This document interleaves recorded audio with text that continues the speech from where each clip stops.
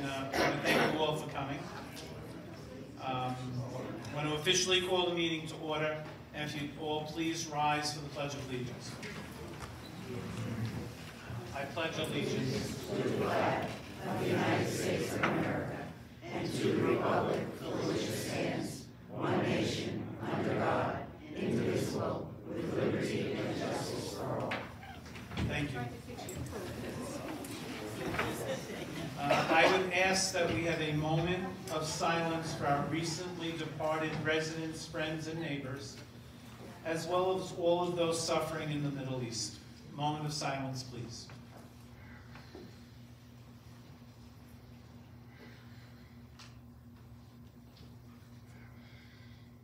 Thank you. We'll now move on to the roll call. Michael Messina. Present. Ed Whitman. Present. Mary Adler. Present. Carol Butterworth. Present. Charlie Rott. Present.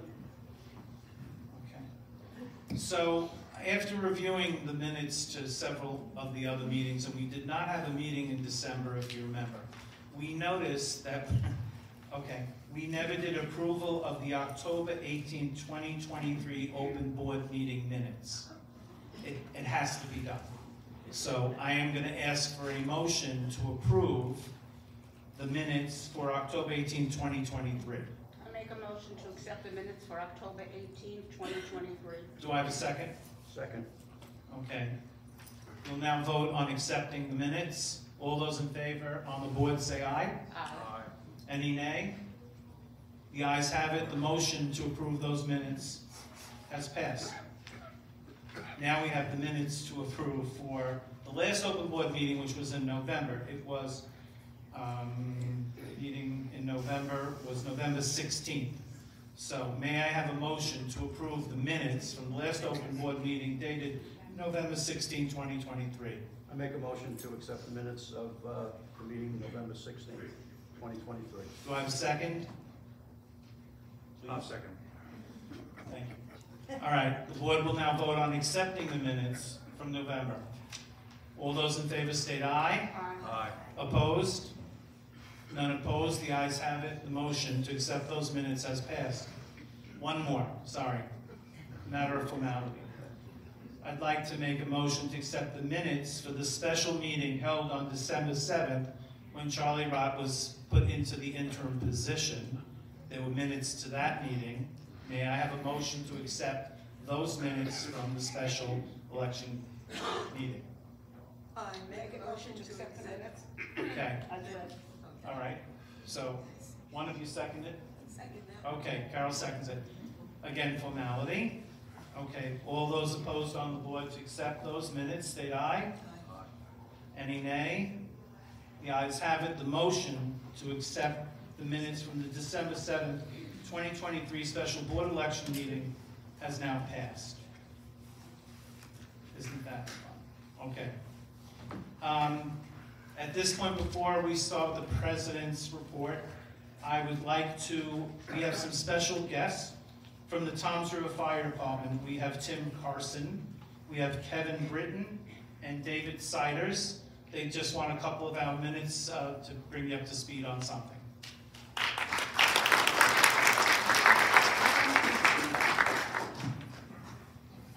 Good morning, all. Thank you for allowing us to speak this morning. We're here to present our budget for 2024. The election is coming up on February 17th for our annual budget between 2 p.m. and 9 p.m. You all would vote at the Pleasant Plains Firehouse at 40 Clayton Avenue. So we want to give out some facts about the budget, and if there's any questions, give you the opportunity to ask us questions about it. So this year our budget is increasing by about $200,000, and we'll give you the reasons why. It comes out to about $5 a household for an increase. Per $100 assessment is 0.05, which last year was 0.095, so it's about a half of a penny up. And the increases are for the following reasons. The cost of our trucks, out of our control. Our ladder truck replacement went from $1.4 million to $2.2 million. And that's every single vendor that's out there. There's nothing we can do about that. District 1, which we just met with this morning, they ordered a pumper last February on a spec for $962,000. They asked the vendor for the same exact truck to put on this year's budget to replace another engine, $1.2 million. And again, that's something that's completely out of the fire department's control. So we've done everything with the fire commissioners and myself as the administrator to figure out ways of cutting costs anywhere that we can possibly cut.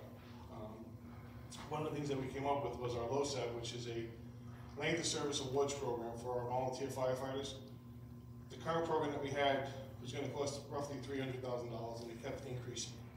So we went out there and said, is there any other program that's out there that gives the benefit to the firefighters, but the cost to the taxpayers would be significantly different? And we did come up with one, and it cut that budget by $100,000. So it saved us significantly for the taxpayers, which is a win. The other problem that we ran into is the cost of insurance. With all of those trucks increasing, the replacement cost obviously increases. So the insurance carriers, and we go out for RFP to get our pricing for insurance every year, and the cheapest we come up with is a $21,000 increase to the insurance. Again, out of our control, but we are shopping to find the best bet that we can for our taxpayers.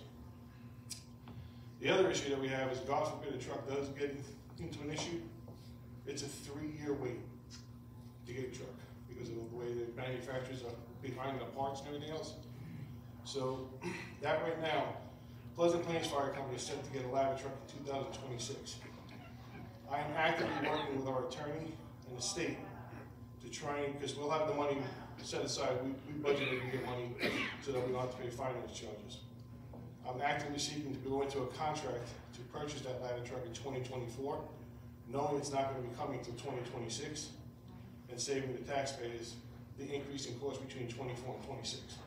We know the truck has to be replaced, so let's try and get it as soon as we could.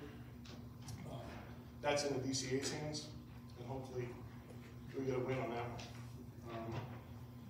one. The other issue we have is the turnout gear that the guys are wearing. To outfit a firefighter with a coat, pants, helmet, boots, hood, gloves, mask, and a harness is $5,313. That's up from about $3,500 about 3 years ago.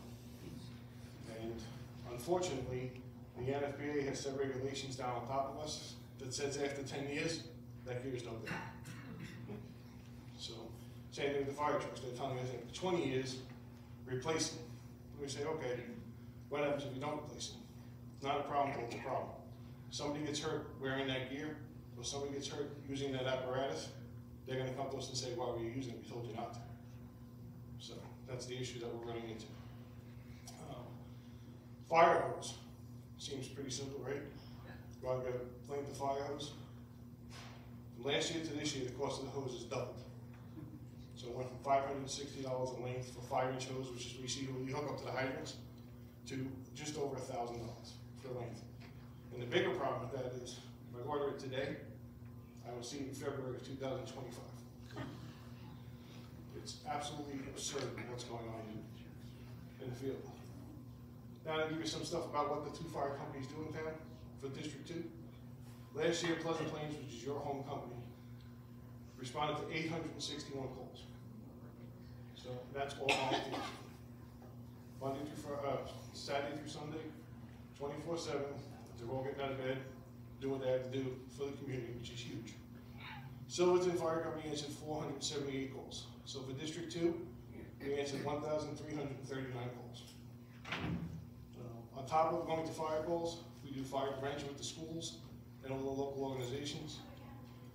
National Night Out, parades, festivals, we meet with the scouts and help them out. The Little League, when they win a Little League World Series, something like that, we try to get the kids a little parade. We've done stuff for people that have 100-year birthdays. We try and do something. So it's a little bit of give back. And on the opposite side of that, on top of tax money, to try and keep this down, we actively seek grants. So we're constantly out there with the federal government, the local government, state governments, what grants are available to help us pay for this equipment. We have to replace Scott Moss, which is the air cylinders they were in the backs. We put in for a grant. We didn't get it this year. We're going to put in for it again next year. So that's basically what we're doing. The budget will be available online this afternoon. Township Fire Commissioners District 2.com. Any questions you have, my phone number is out there. We'll be in the back afterwards after the meeting's over. Any questions you want to ask us, feel free. The budget's the budget, and we're doing everything we can to keep the cost down. So we just ask for your support, so please come out and support the budget for the firefighters. Thank you.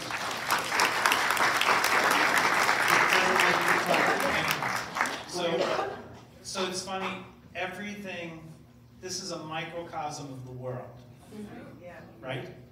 We are a slightly larger microcosm of the problem. Everything is more money. I can't fathom how a fire hose can cost twice as much money this year as it did last year. Does that make sense? Doesn't make any sense. So, we obviously we need to support our fire department. We thank them for everything they do. They're vital. And we hope that it goes in the correct way for you. Thank you very much. Thank you. So it's just amazing hearing insurance goes up, this goes up. Have we all heard this time and time again? So, okay, so we have one motion. Since the last open board meeting in November, we had to replace our hot water heater in this building. That hot water heater, and again, there's a $5,000 threshold before we have to motion, and we tell you for these repairs. So we replaced a 75-gallon hot water heater, industrial grade, at a cost of $5,578. So it supplies everything in this building. There were no hot water for the showers, the hand, the sinks and such. So I would ask that that someone make a motion for the replacement of a Bradford White Industrial 75-gallon hot water heater at a cost of $5,578. Will someone have a first? Ed is the first. Do we have a second? Second. Thank you, Carol. We'll now vote. All those in favor of this motion, please state aye. On the board? Aye. Opposed? The ayes have it. The motion is passed. By the way, it was installed. Obviously, we had to put it in. Okay. Okay.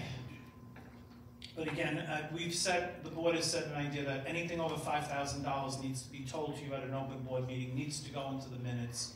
If something is $3,000, like a pipe burst or something, it's going to be repaired, and we don't have to go into every detail. So the threshold is $5,000 for that at this time. Now I'll go into the President's report. I have several things that I normally report on. And when we had mentioned at previous open board meetings that there's pending legislature at the state level, and it is still unclear as to whether the proposed fire safety legislature discussed at the last open board meeting will pass as originally written. Real quick, there's a discussion going on, believe it or not, about whether mulch can be next to your houses within the first 18 inches from the base of your foundation out. Likewise, this building, likewise the annex. That's the legislature. It seems absurd that we would not get grandfathered in. Stranger things have been known to happen. So this legislature is still pending. It was supposed to be decided upon the end of November. It did not happen. In the meantime, the board is attempting to set the wheels in motion by getting river rock stones added through the ARC amendments.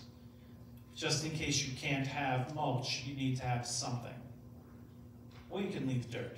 I don't know if that's going to look pretty, but things are constantly changing. Another interesting tidbit is that once that goes into effect, it is moot point whatever we have in our bylaws, declaration, or whatever, if it's a state mandated change. Fence project update. Believe it or not, tomorrow, the latest Monday, the fence project will start. The first part of the project will be happening on the Massachusetts side of our development, to be followed by the Lennox part of the project. At this time, completion dates are not able to be shared, as this is directly dependent on the weather. So I was actually just on the phone speaking to the fence vendor, and he said, if it's light snow, we're starting tomorrow. And on the Massachusetts side, there's going to be several 6-foot lengths of the white PVC fence, pretty, near the entrance, and then it will fade out to what will be cyclone fence, 6-foot high black. So that project is finally started. Now, the cladding project. There's no other way to describe where we are at with this project but to say that we are definitely behind the 8 ball. By that I mean that the extent of the damage from the old termite activity and water damage was extensive. In addition, it is apparent that many of the original windows were not put in properly. They were not flashed in the proper way. And this is the main cause for water damage. And in some cases, we had to remove windows, change the wood around the entire window, and put the window back and flash it properly. As in any project, a budgetary assumption was made with what at the time seemed like sufficient contingency funds. So this project, which was approved for a certain amount of money, will most assuredly be in an overrun situation. The most recent reevaluation of damages and scope of work to be performed is expected to be at least $320,000.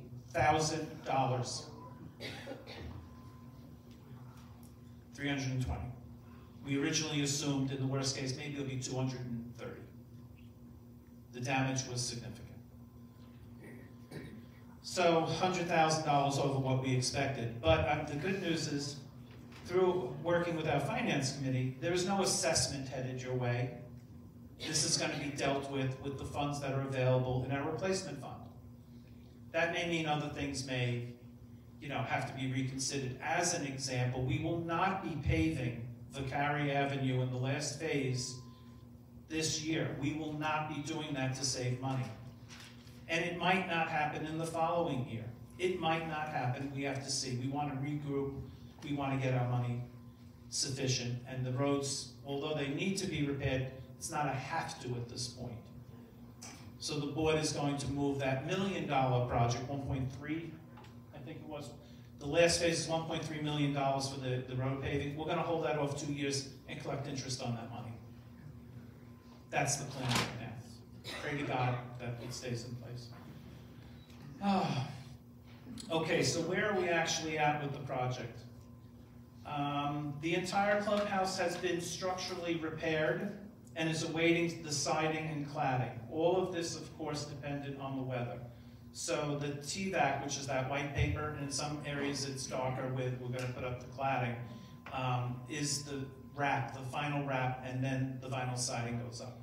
So the cladding can't go on unless the temperature is above 40 degrees for a 24-hour period. Next week, we might have 2 days that it's not raining, that it's over 40 degrees. Vinyl siding can go up over 30 degrees. So that's a better shot. So we're hopefully going to wrap this building up as quickly as possible. All right, best estimates as to the completion of the clubhouse is the week of February 12th. That's our target. We have meetings every Fridays. Construction meetings that we're having every Friday now to try to keep this on track a little bit. Okay, now in terms of the annex, the framing, window removal, and reflashing and sheathing work should be completed by January 29th. You know the big windows in the annex? They're like 3 stories tall. A lot of them have to come out. So we're hoping that the annex will be completed by the first week in March. Then there's a fair amount of work to be done on the interior of the building in terms of sheetrock, nail pops, and things of that nature. Window sills have to be replaced and such. So needless to say, it's taking time. The weather's not helping us. Behind the 8 ball we are. Okay, moving on. The pool. There's nothing new to report about the pool. So the hours have been in place for a fair amount of time. The lifeguard hours have been in place. They're similar to what we do outside. And it's been working out fine. And for those who utilize the pool, Ray is here 5 days a week. He's our #1 lifeguard, which he brings his own music. He's cleaning the windows. He's in the pool cleaning the tile. He's a great guy. So the pool has been going on well. Something recently happened. You may have caught an e-blast that the radiant heat was not working in the pool and a part had to be replaced. No big deal. What else happened recently? A couple of little things happened, but it's a pool that's running all the time. I mean, things to be expected, but there's nothing new. I normally also report on the gym, but Charlie Rod is now the liaison to the gym, and he will be providing an update as part of his report out, so I'm handing that off. Charlie goes to the gym every day. I've been very bad. I haven't gone to the gym in about 5 months. Part of the reason is if you turn around, my wife's holding my granddaughter, which is number 5. So we're kind of busy with other things. Okay, so I mentioned Charlie Rod. So there was a special open board meeting which we approved the minutes where Charlie Rod was elected to be an interim board position. That means that this coming May, there will now be 3 board positions to be voted on. 3. These are 3 positions are for Mary because her term is up, Charlie because he was elected as an interim, and the next election he gets to be voted in or someone else, and for me. So there'll be 3 this coming May. I mentioned at the last meeting, I'm not sure if you caught it, but I'm going to say this. There's now a new state guideline that prospective board members for HOAs, you cannot restrict having, we had a restriction that said you had to be a resident for 3 years. Seemed reasonable. The state took that away. You can literally be a homeowner for 1 week and run for the board. Okay, it's a state regulation, there's nothing we can do about it. The second part, which is a little bit more concerning, is that the new guidelines, as per the state, are that prospective board members have their name on the deed and that this individual is a member in good standing with the HOA, which means you pay your HOA fees. So if your daughter, son owns your house and they live in Florida, they can be on the board. Okay, state reg, but this is the way it is. Why do I mention this? This was actually changed in 2022, and we really didn't bring it to the attention of the community in 2022. But the next election is now coming up in May, so we're obligated to pass on the new state regs. All right. Ray is off this week for a much-needed vacation, and later I will be reporting out for the property manager. So at this point, I would like to turn the meeting over to our Vice President, Ed Whitman. Good morning. I'll report to you today in my capacity as liaison to First the Views. We are happy to report that, as you may know, Myrna Rodriguez will be succeeding Jack Cromer as editor of The Views. So we first of all want to thank Jack for his many years of service to The Views, and also to welcome and thank Myrna Rodriguez for stepping into the role and performing the vital tasks that keep The Views our primary means of communication with people who don't have the opportunity to attend these meetings as we do. So we want to thank both Jack for his past service and Myrna for her future career as an editor of The Views.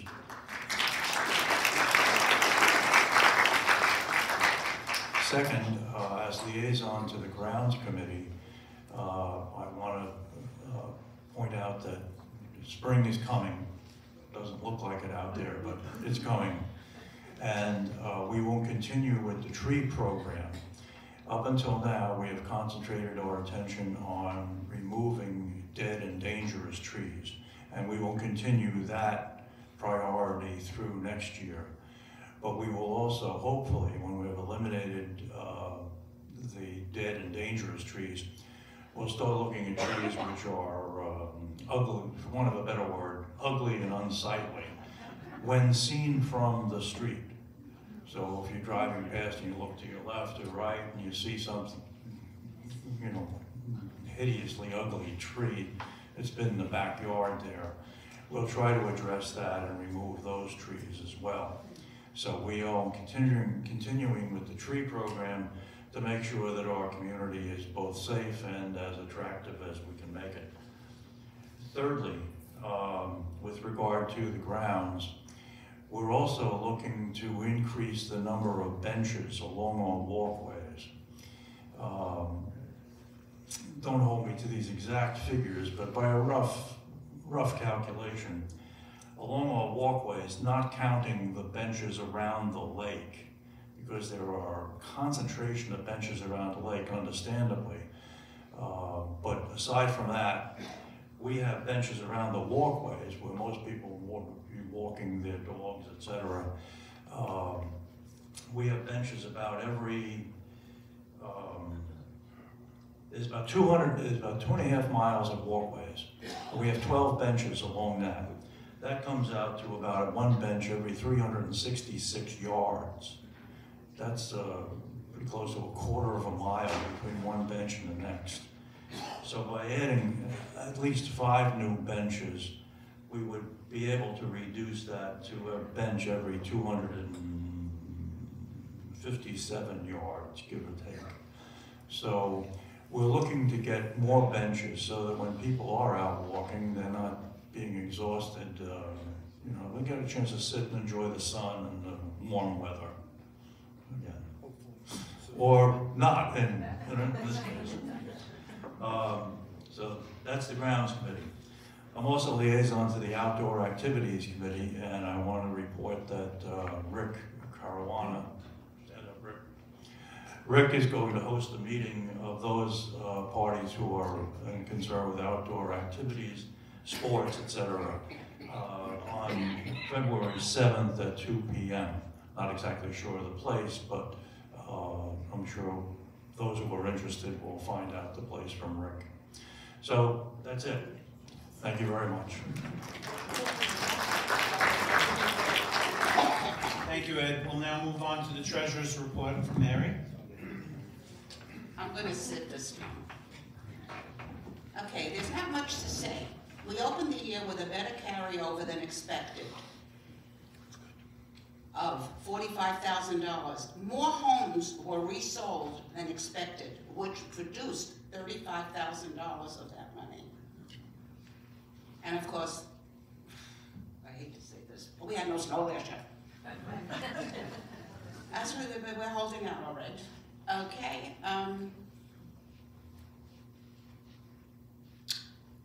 Okay, here's the 12 months ending December 31st. Okay, the net income was better than budget by $135,395. How did we get there? We budgeted, and we made our budget, and we even did better. Our income was $8,000 better because the interest rates were a little better this year, so that helped a little bit. We had the surplus carryover for $45,000, which helped, and the closing contributions. Okay, we budgeted 46 homes to be resold on 7. We actually sold 71. So we had 71 resales in the development last year. Actually, we're still holding out well. I know my next door neighbor's house just went in 20 some odd days, so we're still in good shape. So we made $35,000 more by selling all these homes, which goes into our reserves for these different projects. We kept within our budget, within our expense accounts, and actually we did better by $49,000. So thank you all for whichever committees you take care of and whatever you ask for and whatever the board needs and et cetera, we've stayed in our budget and still given you everything that is necessary to run this development correctly, neatly, and nice. So, a balance sheet. As of December 31st, our cash and invested funds total approximately $2,763,000. Most of that is in the replacement fund, which has a balance of approximately $2.58 million. The funds held in the replacement funds are in CDs insured by the FDIC, U.S. Treasury notes, money market funds, and some money, of course, is kept in cash for immediate disposal. So I'm running it safe, it's doing decently, and hopefully this year it'll stay that way. And thank you all for coming. So I'd like to add one important note. So what Mary said, the summary of that was we had a budget and we managed to come in under budget. And we will carry money over to next year, despite everything that happened. Pool repairs, whatever, boilers, air conditioners, we still came within budget. So I'd like to throw out a little thank you to the Finance Committee, because I say this all the time, the Finance Committee to me is more important than the board. The board comes and goes. The Finance Committee is the continuity of money from the beginning to now. Without having them, we'd be in bad shape. Not to say the board doesn't know what we're doing, but the Finance Committee really needs to be acknowledged every opportunity. They keep us afloat in the proper way. So kudos to the Finance Committee. Okay, so we will now go to the Secretary's report. Carol? Okay, I'm the secretary. Regarding security at the gates, if ever you have a problem with any of the 3 gates, just call the guard in the gatehouse 24/7.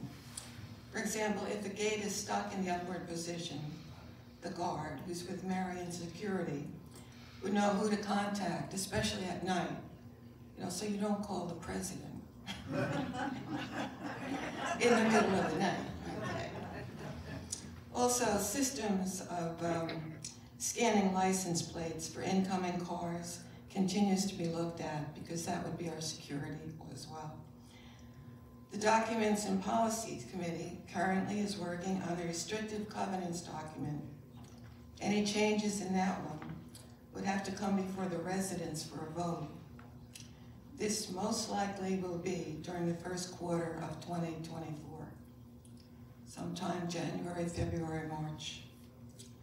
Our lawyer updates the federal, state, and local laws and the bylaws. And again, you can't vote and change them. But the committee has removed line by line all references to the builder, Cokes, to Dover Township, which is now Tom's River, into the past.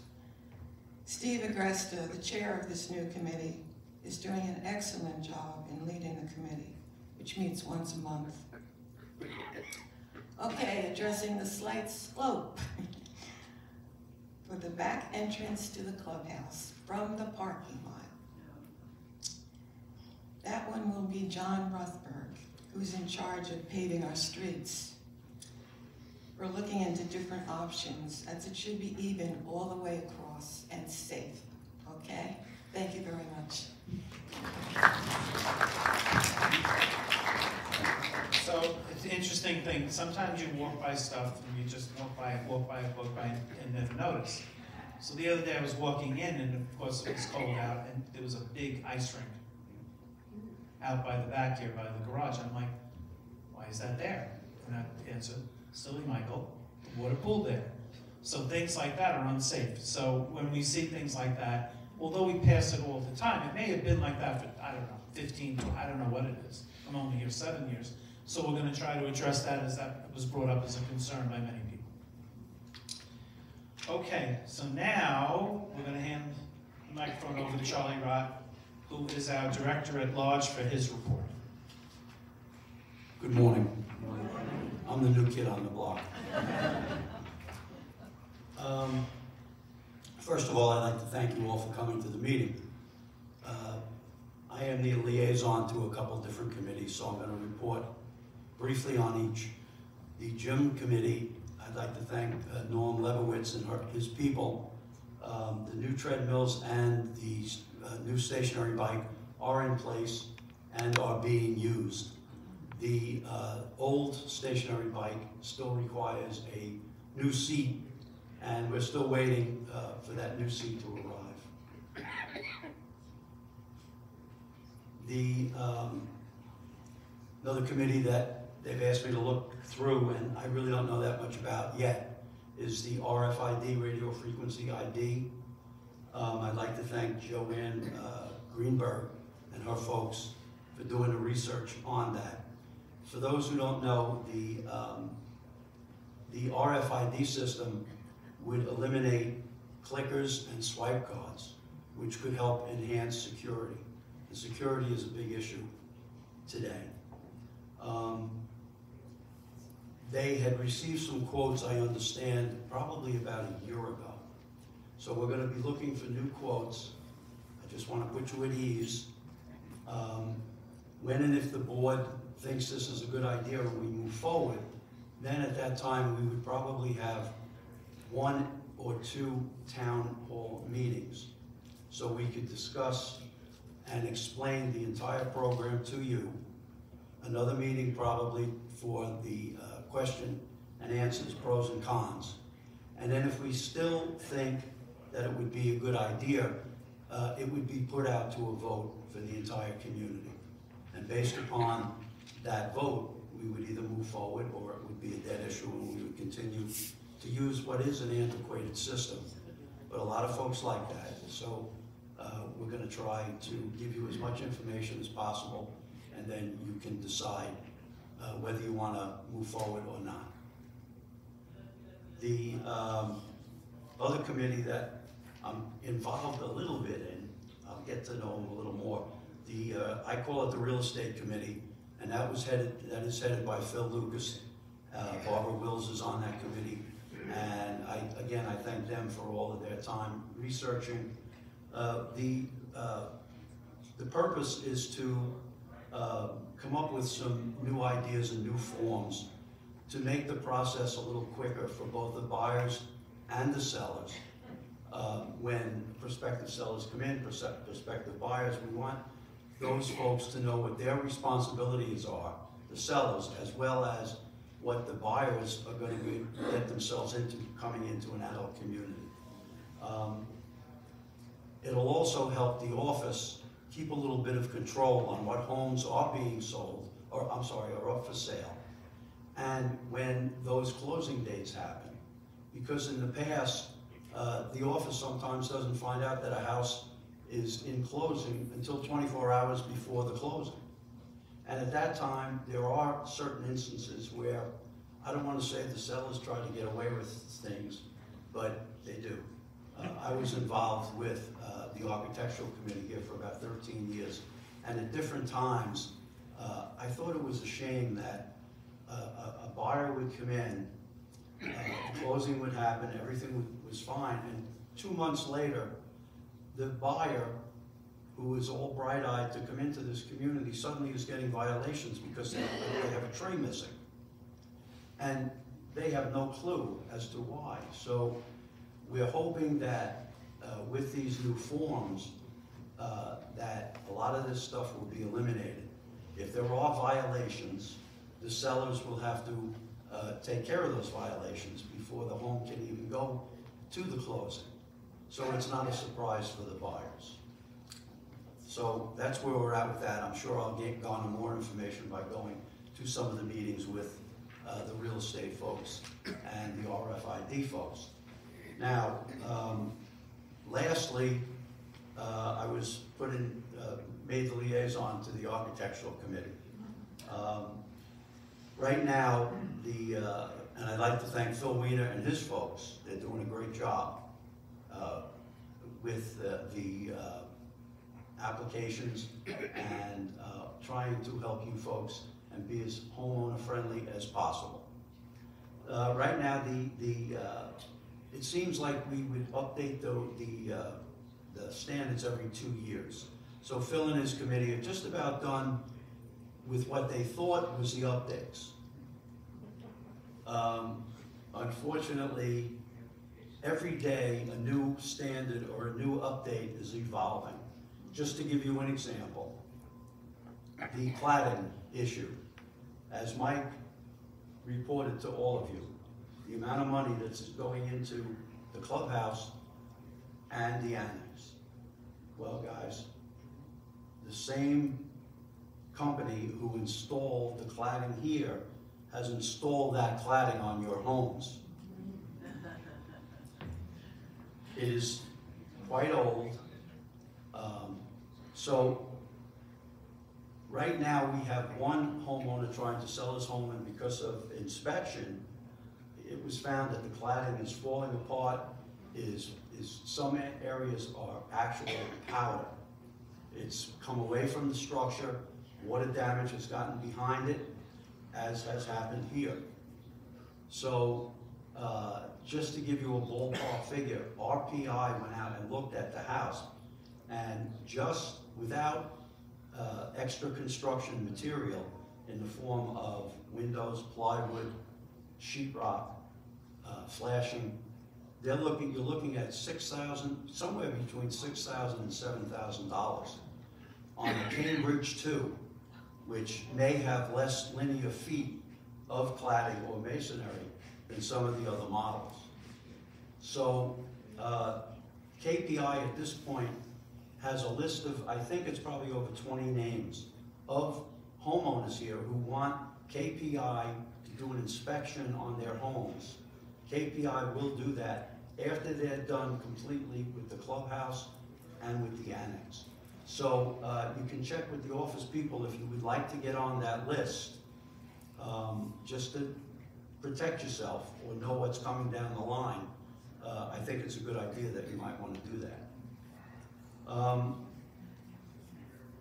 We are working on perfecting, if you will, or defining for the ARC committee a standard that will cover this cladding. Phil and I have met, and he's going to get on that with his people to, again, another update. We thought it was done, but now he's going to have to work on that and come up with an update for the cladding issue that could happen. Also, we are hoping to get to all of our homeowners a ARC standard violation form. So you will know when you don't put an ARC application in, or when you do work that should have been covered by the architectural standards and you did it without that you are going to be held responsible, you are going to be fined, and we are going to follow through with that. So in the future, we're hoping to have that violation schedule written out, printed, and given to each and every homeowner. So you're going to know. And it's so important to put in the ARC applications. For you, some of you new folks that might not know, anything that you do on the exterior of your home requires an ARC application. And in many instances, it's very important to include the survey of your property with that ARC application. Phil has informed me that he's working on an article that will go in the views, and it will explain 3 different areas or 3 different procedures where you can pick up your survey of your home. So be prepared to read about that in the views in the very near future. The new campaign for the ARC committee, last year the ARC committee went about the business with the help of the property manager, and they found many violations with the painting of shutters, doors, and 90% of those were alleviated immediately. So this year's program or campaign that they're hoping to see be put into effect is the exterior home maintenance. What I mean by that is a clean mailbox, a home that doesn't have mold, green and black mold all over it, that the homeowner would consider doing the power washing of the home, and also taking care of landscaping as far as excess weeds. And we have such a wonderful reputation here at Lake Ridge. Everybody loves the property, the amenities, and it's a shame that some of this stuff is going by the wayside. So the campaign in 2024 is, let's clean it up a little bit. And that's about all I have. The only thing I do want to say is just remember that You know, when we talk about all of these committees, everyone that's on these committees are volunteers. And without volunteers, no community is going to thrive like Lake Ridge does. So, thank you.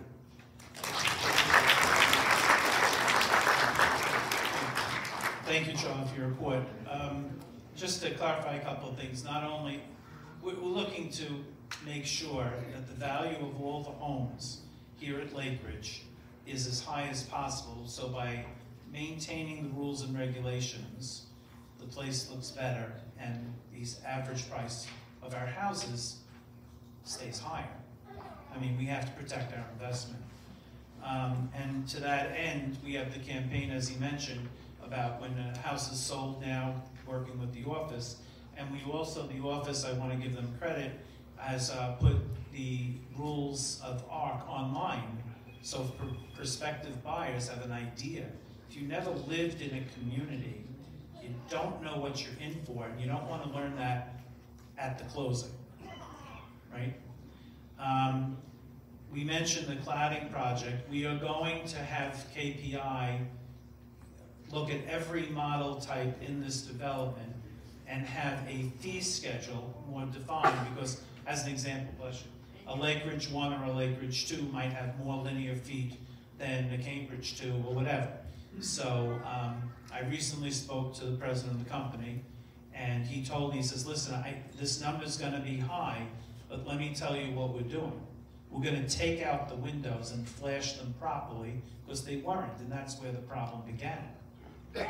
So this number is like $1,000 to take the windows out, and $5,000 to rip off all the old cladding and put new cladding.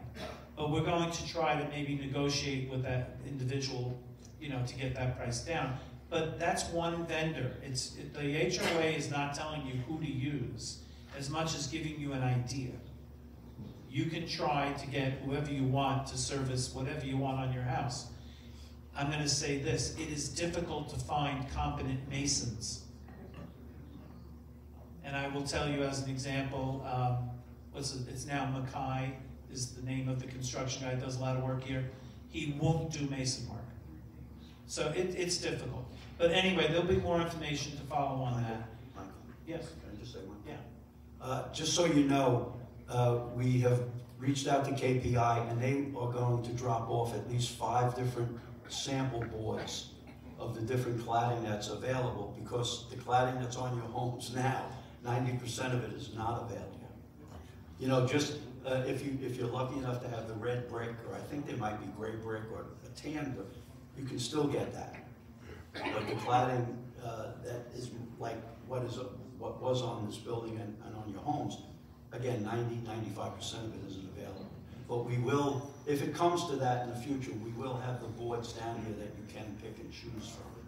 So to that end, we will have a standard for the cladding. Now, no one had to think about this 25 years ago. You think this brick's going to last forever, right? Okay, here we are.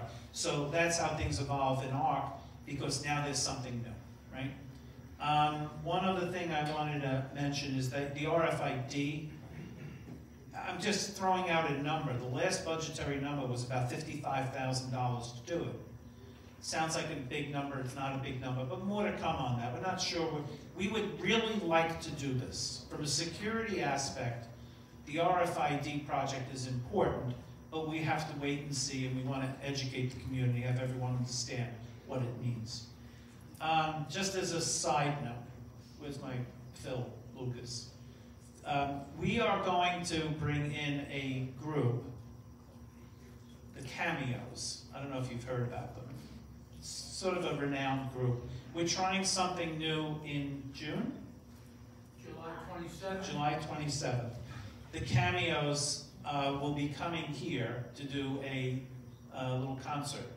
And we will have table and chairs. You'll be able to BYOB and bring snacks. And we're going to try something a little upscale. They're, a little bit different.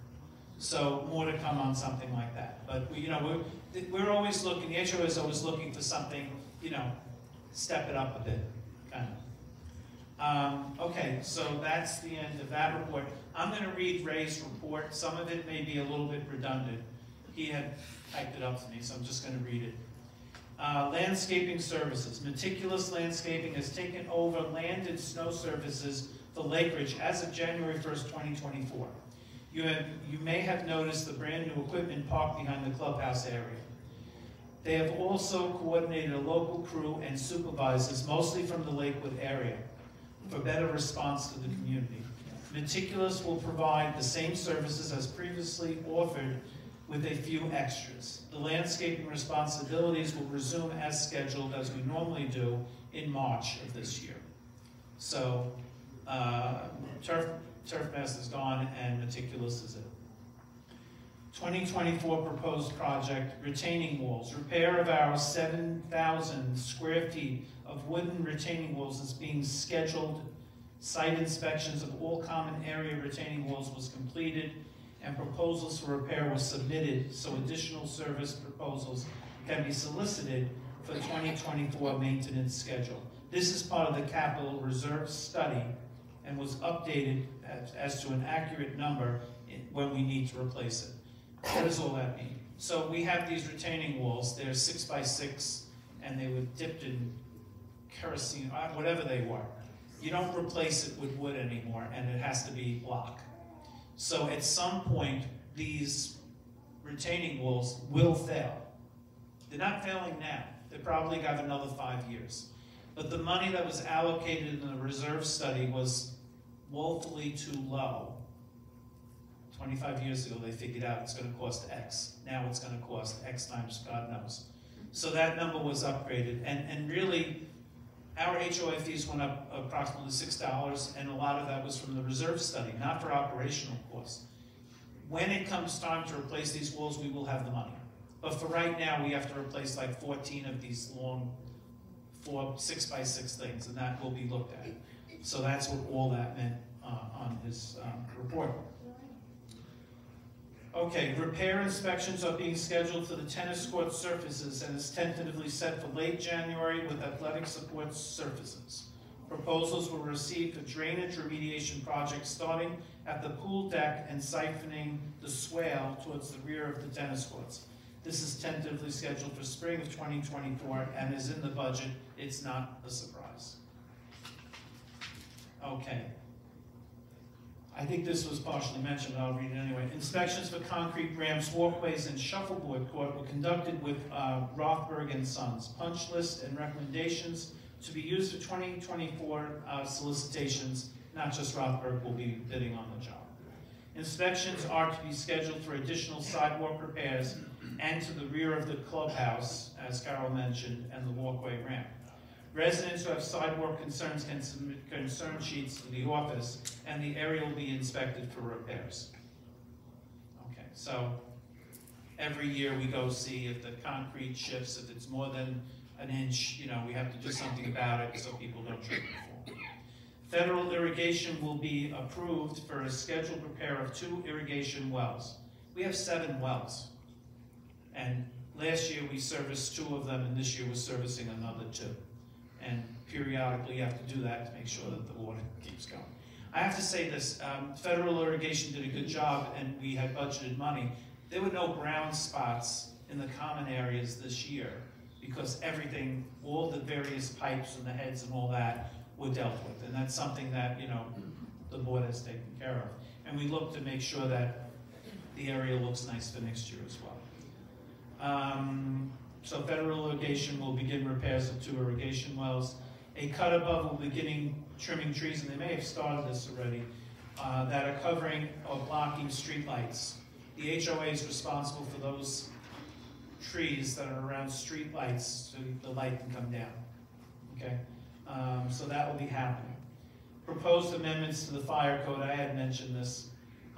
This update was previously mentioned at prior board meetings, whereby the use of landscape materials such as wood-based mulch products would be prohibited within 18 inches of any building or structure, within 18 inches of any deck, porch, balcony, or any other constructed area. We have inquired with CAI, New Jersey Legal Actions Committee, who related the regulations are still in the works and have not become final with the state. We had mentioned that. There's also new legislature in regard to HOAs, and reserve monies. I'll read this. Reserve studies are required to be performed no less than once every 5 years for any association with more than $25,000 in capital assets. We do it every year. That's standard. Associations are required now to have a 30-year capital reserve funding plan which is not predicated on the use of special assessments or loans. That sounds good. But I will give you an example. I was recently talking to one of my friends, and he said, you know, I have a condo down in Florida. I said, yeah, I know, you go there every year. He said, if I tell you they raised my HOA fees $200 a quarter to make up for a reserve deficiency. And I said, aren't you glad that our reserve study, thank you finance, has been on the money? He says, yeah, I'm gonna sell it. That's another $800 more. Everything else is going up. So again, reserve studies are now becoming a federal law that you have to have adequate funds so as to avoid assessments, which is a great idea. So we were always funded about 80% of our reserve study, which we went to a meeting, finance committee, the board, and I asked the question, a room of 400 people, how many people have funding over 50% in your reserve study? So you get this big room and half the people raise their hand. So I said, well, how many are 60%? Some hands go down, 70%, 75%. We got to 80%, there was maybe 4 people in the room out of 400 that had 80% in their reserve, and we were one of them. Thank you, finance. Okay. All right, so that's the end of Ray's report. So, may I have a motion to complete the business portion of the meeting? No, you have. Ray, prior to that, Sorry. we have the gentleman here from Caption Call Servicing. Oh, I'm sorry, To it present wasn't on it. my thing. Okay, sorry. There it is. I'm wrong, okay. Please come to the mic. Okay, so everyone, this is John Russo. He is from Caption Call, and he's going to explain a little bit about what they do, and they even have a little hands-on demonstration for you. All right. Hello, good morning, everybody. Thanks for having us here. My name is John Russo. I'm the District Account Manager for Caption Call. And this is my coworker, Alan Brennan. He's the local installer for Caption Call for the region. And that handsome fellow in the back is Bill. He works with us as well. We're going to take 10 minutes of your life, all right? We're going to do a presentation. We're going to explain the entire benefit of this program, and then we'll take some questions afterwards. So, Caption Call. Anybody in this room ever hear of this? Raise your hand. Wow. How many people in this room have a landline in their home, a home phone line? Wow, this is the crowd you want. I love it. Caption Call is a service provided by the federal government, funded 100%.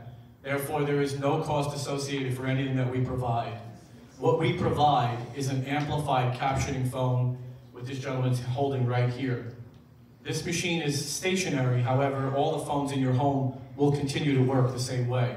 This will be installed in your home somewhere where you're comfortable using it. It provides 120 decibels of amplification. Cue Alan. If you can't hear that, I'm sorry. 120 decibels of amplification through the receiver or the speakerphone option, and every word said to you transcribes on the screen, similar to television captions, except that these are accurate. Well, 96% of the time, you know. This phone is for individuals with hearing loss and or difficulty communicating on the phone that would necessitate the use of captions, okay? Meaning, if you struggle with everyone you speak to, this is certainly for you, because you'll be able to speak again confidently, understanding what's being said to you through amplification, but most importantly, through the captioning as well, to ensure what was said, what you heard was said. In addition to that, the phone will hold 600 contacts. So if you have 601 friends, we have to leave one out, all right?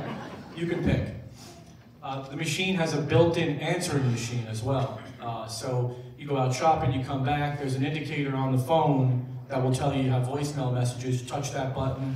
It will show you caller ID, name of the person who called, the time. Touch it, and your entire voicemail will amplify sound, but also transcribe.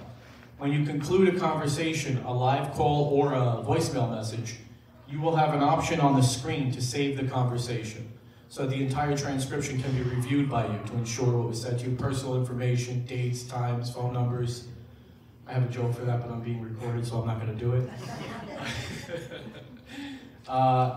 In the past, we only worked with hearing care providers. So how many people here have had a hearing test or have hearing aids? Raise your hands.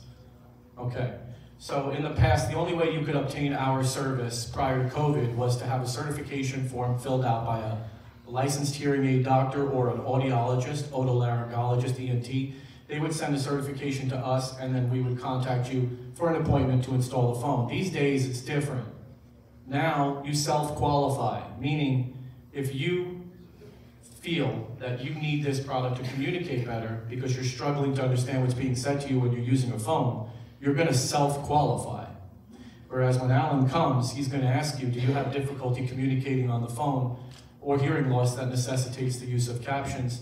If your answer is yes, you receive this machine installed in your home, provided at no cost with no bill for the rest of your life, and we are legally obligated to provide service on that machine for the rest of your life as well.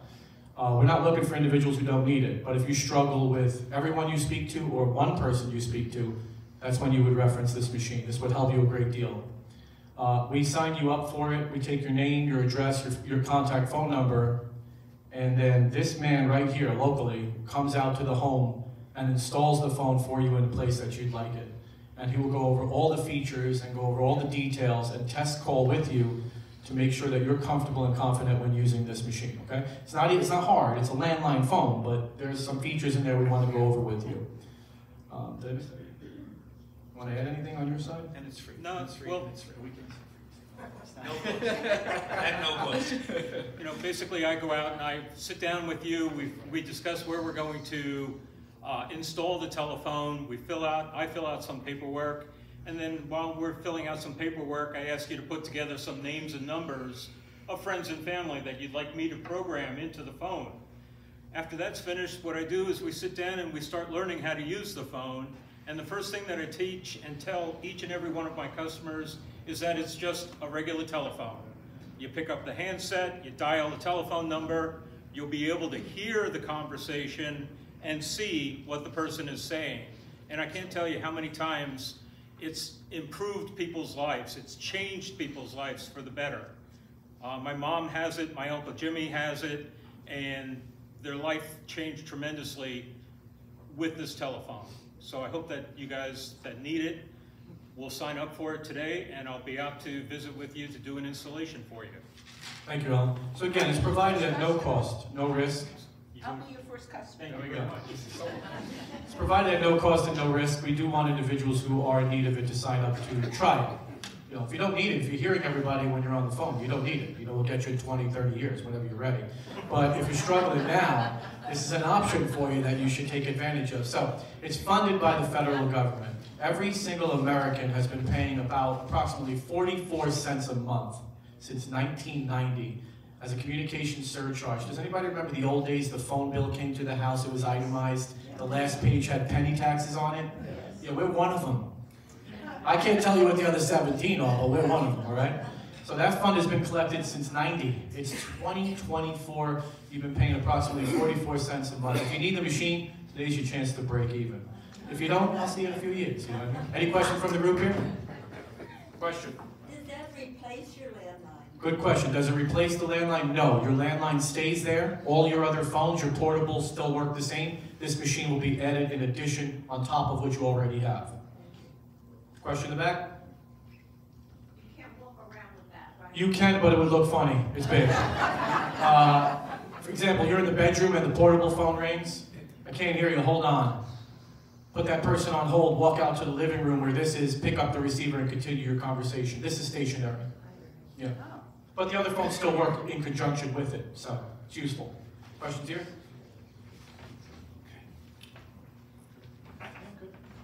If anybody would like to sign up for the service today, there's a guy right there. His name is Bill.